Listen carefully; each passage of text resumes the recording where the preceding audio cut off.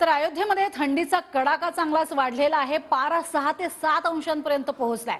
दरम्यान कडाक्याच्या थंडीत सुद्धा अगदी चौकात पोलीस तैनात असलेले पाहायला मिळत आहेत। या कडाक्याच्या थंडीतून बचावासाठी पोलीस शेकोटीचा आधार घेत आहेत। या संदर्भातला घेतलेला आढावाही पाहूयात।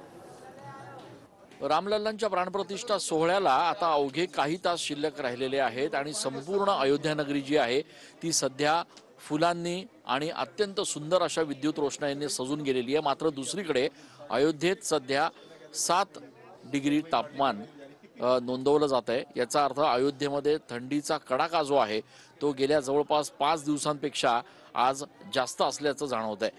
या सगळ्या पार्श्वभूमीवर एकीकडे बंदोबस्त करायचा आहे, सगळ्या येणाऱ्या भाविकांची सुरक्षितता करायची आहे, त्यांना मार्गदर्शन करायचं आहे, तर दुसरीकडून या संपूर्ण थंडीपासून स्वतःचं रक्षण देखील करायचं आहे। आणि त्यामुळे स्थानिक पोलीस जे आहेत ते चौकांमध्ये बंदोबस्तादरम्यान अशा पद्धतीनं शेकोटीचा आधार घेत असल्याचं आपल्याला प्रत्येक अयोध्येच्या चौकांमध्ये जाणवतं आहे।